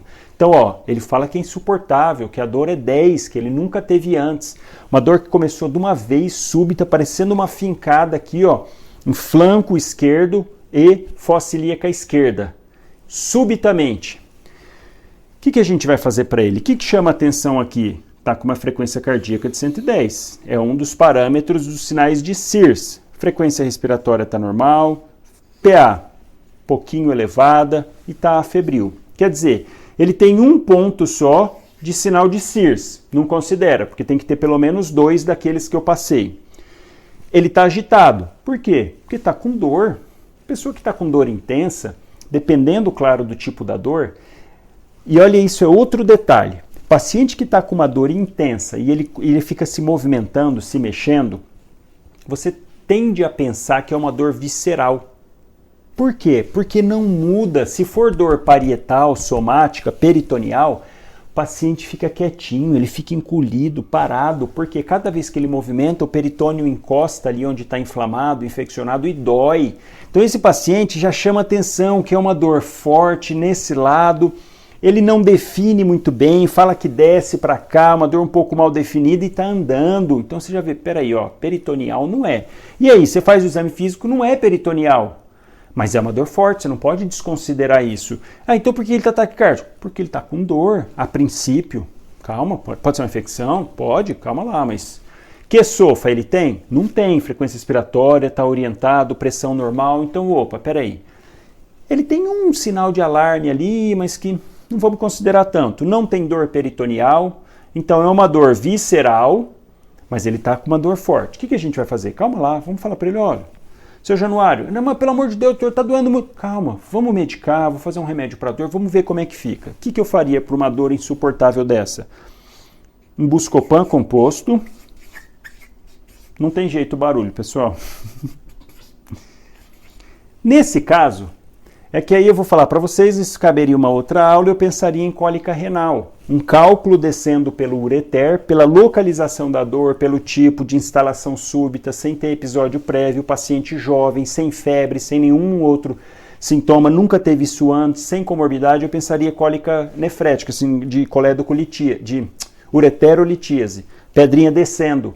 Quando a pedra, vamos pensar, vou falar um pouquinho disso, seria uma aula sobre isso só, mas ó, cálculo na via urinária pode doer lá em cima, na pelve renal, porque o cálculo tenta descer pela pelve e não desce, dá dor. Então, a dor não é o cálculo, é ele entupindo o canal, o caminho, o ureter.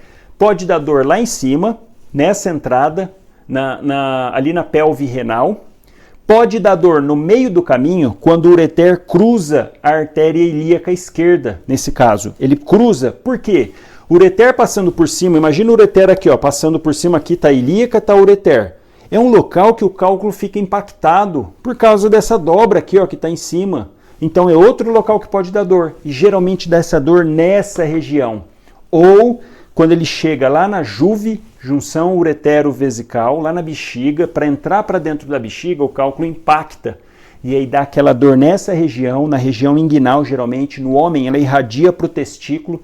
Para a mulher, pode irradiar para o grande lábio à esquerda, dói, causa parestesia nessa região embaixo. Então, com esse tipo, eu pensaria nisso. A gente faz ainda um dia sobre aula sobre cólica renal, de ito. Aliás, separados, né, de pielonefrite e cólica renal.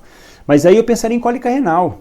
Nunca teve essa dor súbita, não tem sinal de alarme, não tem peritonite, faria Buscopan composto para ele. Ou... se a gente falar especificamente de cólica renal, o ideal é passar dipirona. Aí você pode fazer 2 gramas de uma vez, mais cetoprofeno. Porque o anti-inflamatório ajuda o ureter a relaxar, a dilatar e ajuda o cálculo a passar. Teoricamente, se você fizer um antiespasmódico, o Buscopan, que é a iosina, ele dificulta a descida do cálculo. Então, não é que não pode, mas aí tenderia a não fazer o Buscopan pensando em cólica renal. É que eu coloquei Buscopan se fosse uma dor abdominal, igual a gente falou naquela parte. sem sinal de alarme. Mas então a gente faria dipirona 2 gramas, cetoprofeno 100 miligramas. Faria isso primeiro, esperaria. Dali 1 hora, doutor, tô 0 bala, sem dor, nossa, parece que tirou com a mão a dor. Acabou, não vamos investigar, você encaminha ele, procura seu urologista, eu acho que pode ser um cálculo, pode ser uma pedra. Aqui caberia uma discussão que se for suspeito disso, você teria que fazer um ultrassom para ver se não tem obstrução do canal, mas no dia a dia, eu fiz muito tempo plantão em UPA, você não tem ultrassom lá, não consegue encaminhar para fazer ultrassom de urgência, não tem ultrassom de urgência. Então é uma situação que você acaba ali, atendeu, melhorou, encaminha para o ambulatório para poder investigar. Ah, passou 1 hora, doutor, melhorou, mas ainda está doendo. Partiria para fazer tramal. 50 miligramas, faz junto com o Plasil por causa da náusea. Pode fazer assim? Pode, mas a maioria dos pacientes fica nauseado. Então você faz 50 miligramas. Ah, a dor melhorou. Aí sim, passou, melhorou. Dá até o pedido para ele, faz aqui um ultrassom, ou paga, ou faz via posto, só para ver se não tem hidronefrose, mas você não precisa encaminhar para investigar isso, tá? E passa para ele para casa. Continua tomando anti-inflamatório e analgésico para ajudar a expelir o cálculo. Se o cálculo for até 5 milímetros, expele. De 5 milímetros a 1 centímetro, mais difícil, mais de 1 centímetro aí tem que tirar. Ou por via do canal, fazer litotripsia, conexima, é outro assunto, tá? Todo mundo concorda, todo mundo acha que assim a gente ajuda o Januário, vai ficar tranquilo, vai resolver o problema dele, não tem nenhum risco disso ser potencialmente fatal ou cirúrgico, todo mundo concorda? Pode ser no soro fisiológico devido à hipotensão? Não precisa. Você pode fazer direto, lentinho ali, dilui para 10, faz lento, faz mais lentinho, faz um pouco de hipotensão, mas dipirona não é. Ainda mais paciente jovem, ele até está um pouco hipertenso, pode fazer que vai ajudar, tá? Não precisa diluir não. Não precisa fazer em 100 ml, senão vai demorar para agir. Pode fazer ali em 5 minutos, lentinho. Então vamos mais. Eu passaria anti-inflamatórios como primeira escolha. Para esse caso eu também, Gabriel, eu também. Eu falto morrer com essa zoada. Dor lombar também. A dor lombar nem sempre. Se ele está no meio do canal aqui, no ureter, igual eu falei, por cima aqui da ilíaca, não dá dor lombar, dá dor no flanco. Dor lombar vai dar quando é lá em cima na juve. Aí sim, dá muita dor lombar, muita. Então vamos mais. Terceiro caso clínico, vamos lá. Dona Afrodite, de 62 anos, relata que está com hiporexia, náusea, que começou há mais ou menos 2 dias. E ela fala ainda que é um certo mal-estar na barriga. Ah, doutor, tô meio sem apetite, sabe? Como um pouquinho, já sinto meio estufada, empachada e um desconforto. Mas, dona Afrodite, é dor? Ah, não sei, doutor, não sei se é dor. É um troço aqui, é uma coisa estranha aqui na barriga, eu não sei falar o que é. Mas aí, há mais ou menos umas 12 horas, doutor, essa dor foi melhorando, que esse desconforto foi melhorando, mas de repente foi dando uma dor mais aqui, agora eu posso falar, é uma dor, viu? Tá aqui, tá doendo aqui, bem nessa parte. Então tá doendo aqui no canto direito da barriga. Com essa historinha assim, aquela pulguinha já pula aqui, vira um carrapato atrás da orelha, né? Você olhando aquilo, independente da idade. Você olha, e principalmente, na verdade, nesse caso idoso, né? Você já olha, opa, peraí, uma dor aqui mal definida, que migra para cá e fica localizada, peraí que eu já vi isso. Quer dizer, era uma dor visceral, provavelmente, e se é periumbilical, daqueles órgãos que eu falei, ou é de delgado, ou começo do cólon, quem que tem ali danadinho, tem uma mania besta de inflamar, de dar infecção ali, quem? Famoso apêndice. Opa, peraí, a dor era meio estranha aqui, veio pra cá, você já fica, peraí, até prova o contrário. Ah, mas em idosa não dá apendicite? Ou se dá, idoso, em jovem, criança, dá em todo mundo. O apêndice tem essa mania besta. E aí, olha só, se a dor veio pra cá e a gente parte pro exame físico. No exame físico, bom estado geral, lúcida, orientada no tempo e espaço, frequência cardíaca de 96, opa, já começa assim, tá, chamando já atenção. Frequência respiratória tá normal, PA 130/80, aí você faz aqui, tórax, nada, abdômen, você dá aquela leve palpadinha, e aí o sinal clássico de Bloomberg, isso vocês devem ter visto em sêmio, para quem já teve sêmio, você palpa e solta, o paciente pula, porque a hora que dá descompressão, que o peritônio dá aquele chicote para cima que dá a dor, então você aperta o paciente, ai, dói, E a hora que solta, ele, nossa, dói mais ainda, ele quase te xinga, então você tem que avisar. E um detalhe que eu falo aqui, pessoal, sempre que for examinar o paciente, sempre que você for pôr a mão em alguma pessoa para examinar, peça licença para a pessoa. Tem que ter esse respeito, não deixa ficar aquela coisa automática. Deita aí, chega já levantando a blusa, abaixando a calça, examina. Não, pede licença, você vai mexer no corpo, vai tocar numa pessoa. Poxa, ela está ali, ela está se dispondo a isso, está deixando você tocar nela. Peça licença, peça qualquer lugar tiver. Se for num local que estiver aberto, numa emergência, por exemplo, se der para pôr um biombo, põe para examinar abdômen, se for examinar seio, órgão genital, lembrar sempre disso, não vai tirando o exame. Não, pelo amor de Deus, não vai expor o paciente assim não, respeito com o paciente. Então você pede, Dona Afrodite, a senhora dá licença, eu preciso examinar a barriga aqui da senhora para ver como tá. Posso? Pede licença. Se o paciente falar que não quer, que não... Ele tem esse direito. Você vai ficar bravo? Não, é o direito dele, mas aí você avisa. Poxa, que pena, Dona Afrodite, porque senão eu não vou conseguir dar o diagnóstico, não vou conseguir ajudar a senhora, mas a senhora tem esse direito de não deixar. Meu filho, é que eu tenho vergonha. Aí você explica, conversa, sabe, para tentar, mas sempre respeitar o paciente. Então, Dona Afrodite, a senhora deixa ali, vamos deitar, por favor? Eu vou examinar, a senhora dá licença? Levanta a blusa, examina. A hora que for palpar, avisa. Eu vou apalpar aqui, pode ser que doa um pouco. Tá? Não é que eu quero judiar da senhora, não, eu quero ajudar. Aí você vai palpar, ela, ai, dói. A hora que solta, então ela, oh meu Deus, aí que ela vai falar que dói. Fala, desculpa, não, é que eu precisava ver, tá mais que positivo, Bloomberg positivo. E aí, pessoal? Ela tem algum sinal de alarme? Não. Mas ela tem uma história que chama atenção e um exame de dor somática, dor peritoneal, parietal. Você vai mandar essa paciente embora? Claro que não. Por quê? Preencha a terceira das perguntas. Sem gravidade, com gravidade e cirúrgico. Então ainda não tem gravidade, mas é cirúrgico. Se daqui se deixar, vai voltar séptico ou nem vai voltar. Então, apesar de não ter nada no exame físico, pela história, pelo tipo de dor, olha só, era uma dor visceral que virou parietal pela localização, era primeiro mal definida, ficou bem definida, bem localizada, tem exame físico positivo, não tenha dúvida que é uma dor parietal.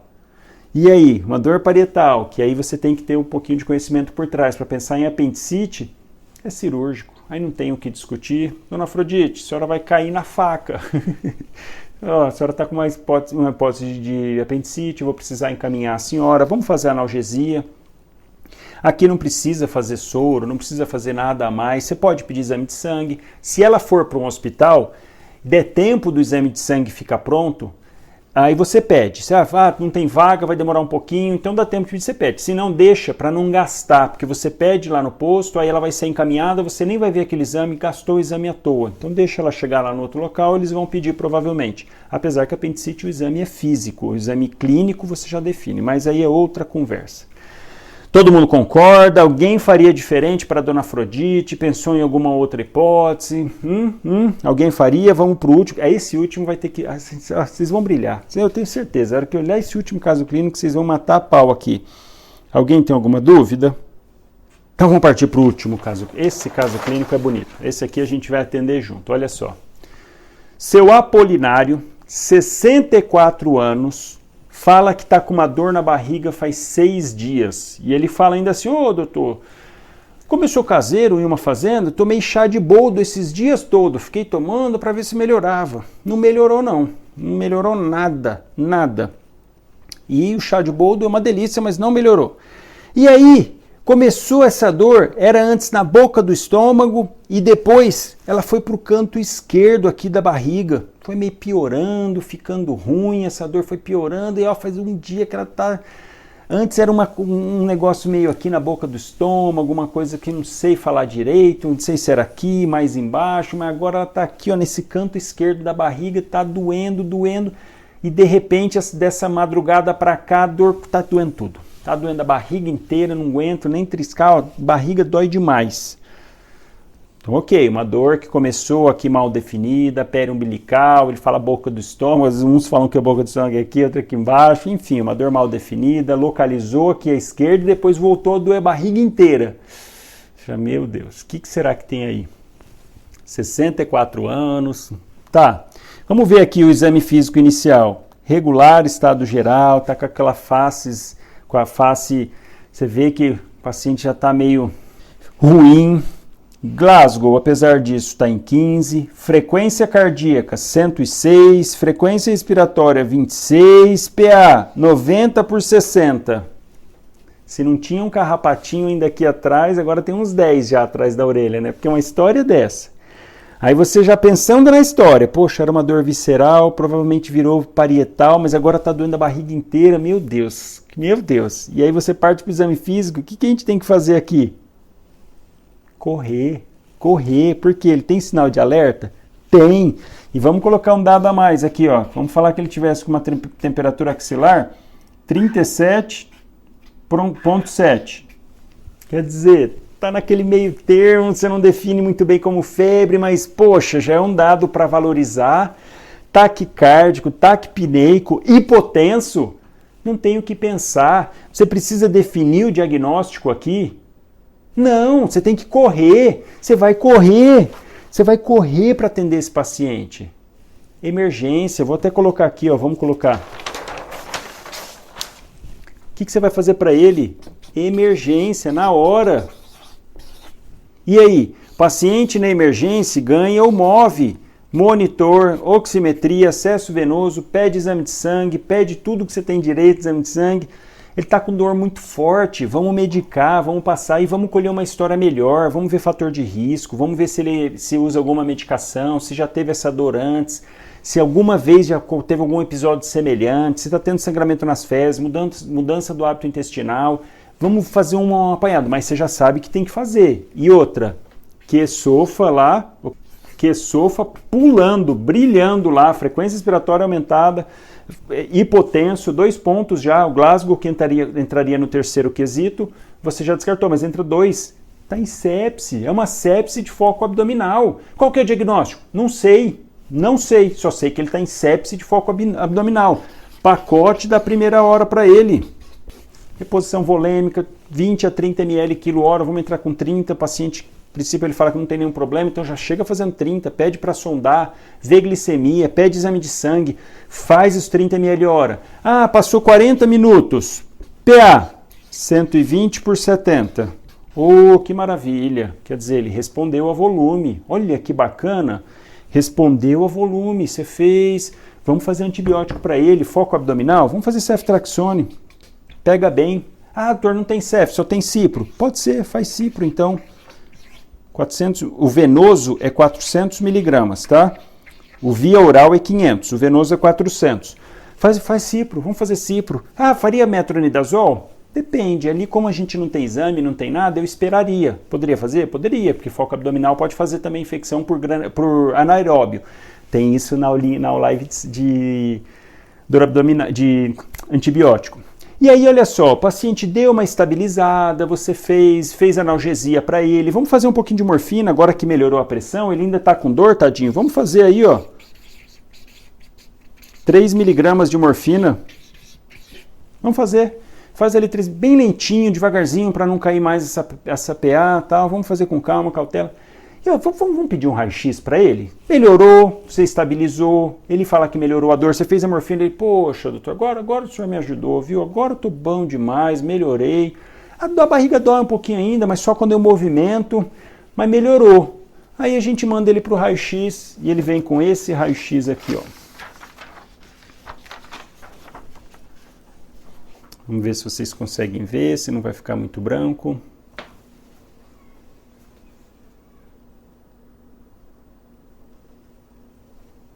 O que seu Apolinário fez, pessoal? Pela história, provavelmente uma diverticulite. Começou com dor mal definida, a dor migrou para o lado esquerdo, que é o local mais frequente de diverticulite, porque o divertículo inflama, entra algum fecalito, alguma coisa ele obstrui aquele divertículo, ele inflama, infecciona, dá uma dor visceral, essa infecção progride, se o organismo consegue bloquear, ok, se ele não consegue, ele faz a dor parietal, e aí, quando ele rompe, ele contamina a cavidade inteira. Então, esse paciente aqui chega com o famoso pneumoperitônio. O que é o pneumoperitônio? Esse gás que tem aqui, ó, entre o fígado e aqui, ó, esse fiozinho que a gente vê, esse risquinho, é o diafragma. Então, tá com ar entre o diafragma e o fígado, não é para ter ar aí. Desse outro lado a gente vê também, aqui do outro lado com a bolha gástrica fica um pouquinho mais difícil, então a gente consegue ver. Nossa, e o que está acontecendo aqui? Por conta da infecção ele faz ilho paralítico, paralisa tudo, o organismo tenta bloquear, então geralmente vem nível hidroaéreo aqui, ó. O reto branco é líquido, o ar fica em cima, isso que é nível hidroaéreo, fica aquela marca de líquido dentro com gás. Por quê? Está paralisado o intestino, então enche de gás aqui e líquido que fica parado ali dentro. Independente do diagnóstico aqui, eu sei que isso é cirurgia imediata, ele está séptico, a gente brilhou fazendo o pacote da primeira hora, tanto que ele respondeu ao cristalóide, só que ele tem indicação absoluta de cirurgia. Olha que legal, olha o atendimento que a gente fez para ele. Seu Apolinário, a gente brilhou, um caso grave, um caso que ele está em sepse, que sofra positivo. E aí, se ele chega lá, com essa mesma história, eu olho e falo, vixe Maria, nem tenho o que fazer aqui, isso aí ó, é cirurgia, tá doendo tudo, peritonite, você faz DB, tá DB positivo em tudo. Não, pelo amor de Deus, o senhor tem que ir para o hospital. Vamos embora, vou ligar aqui, encaminhar o senhor tiver meios próprios aí, ó, o senhor monta no carro. Ah, não, mas eu vim de charrete. O senhor monta na charrete e vai para o hospital. Vou pedir a vaga lá para o senhor. Olha isso, prejudicando o paciente. Não, vamos conduzir bonitinho, vamos colocar na emergência, fazer reposição volêmica, faz um raio-x, mata a pau no diagnóstico. Aí sim você vai ligar lá para pedir a vaga, mandar o fax, independente do que for, você passar, olha que legal, você passando o caso clínico para o colega que vai receber. Olha, eu estou com o seu Apolinário, de 64 anos, chegou com uma dor abdominal, 6 dias, era mal definida, localizou, agora está difusa, ele está com peritonite, ele chegou com QSOFA positivo, quer dizer, critério de sepse, eu fiz reposição volêmica, ele respondeu, então não é um choque séptico refratário, fiz já o antibiótico aqui, fiz um raio-x, tem peritônio. Não tem o que discutir, o colega ouvindo uma história toda dessa, ele nem vai te perguntar nada, porque você descreveu, matou a pau.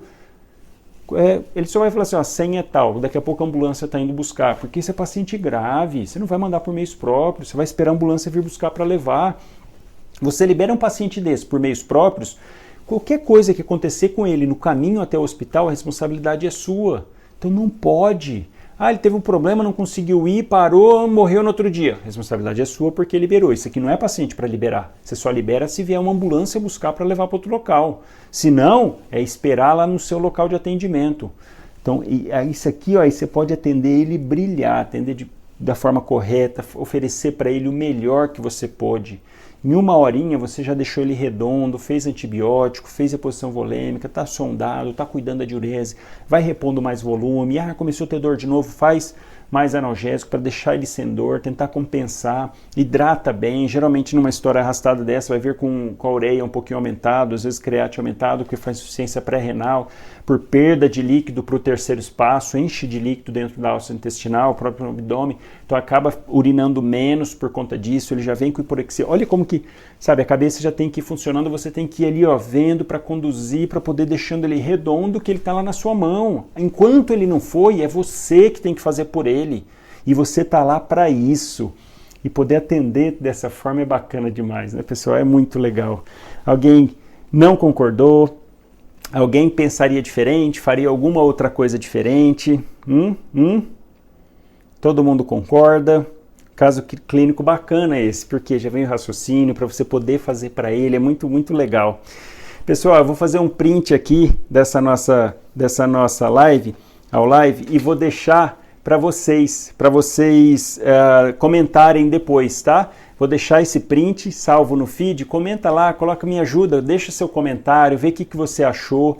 Quem fez resumo, coloca lá o @médico na prática para eu repostar também. Eu gosto de ficar vendo o que vocês fizeram a sequência, é bacana demais. Isso eu vejo que vocês estão acompanhando, que está ajudando. Então vai lá no feed, deixa o seu comentário lá, tá? Deixa eu ver se alguém teve alguma dúvida. Queria que minhas aulas fossem top assim. Obrigado, deixa eu ver se alguém... Totalmente de acordo, doutor, que aula incrível, muito obrigado. Obrigado, Karina, obrigado de coração mesmo, que bacana, já printei, ótima aula. Se não responder a volume início e nora, 4 ampolas em soro 250? Isso aí, Léo. Você inicia em 232 ml, tá? Porque aí fica 250 de solução. Você põe lá, vai titulando, começa com 3 ml hora, 5 ml hora, vai titulando. Você pode fazer esse esqueminha com 4 ampolas, ou você faz um sorinho de 92 ml em 2 ampolas de nora. Fica com um sorinho de 100. Também dá para ir titulando lá. Começa com 3 ml hora, 5 ml hora e vai fazendo em bomba de infusão. Se não tiver bomba de infusão, coloca em microgota. 6 ml hora na bomba de infusão dá um equivalente a 6 gotas por minuto, tá? E se for para fazer macrogota, você tem que dividir por 3. Mas aí macrogota para bomba de infusão, para droga vasoativa, não dá. Você começa no periférico, depois vai para o central. Eu expliquei um pouquinho mais na aula de choque, tá? Pessoal, muito obrigado a presença de vocês, muito obrigado a todo mundo. Se nenhuma dúvida, tudo bem explicado, que legal, que bom, pessoal. Se ficou alguma dúvida, me manda lá no print que eu vou colocar agora, logo que terminar a live. Muito obrigado, pessoal, obrigado a presença de todo mundo, de coração, uma excelente semana para vocês. Nos vemos talvez na quarta e certeza na sexta Luxo Especialidades. Espero todos vocês lá para tirar dúvida, para tirar as perguntas que tiverem, tá bom? Um grande abraço para todo mundo, excelente semana.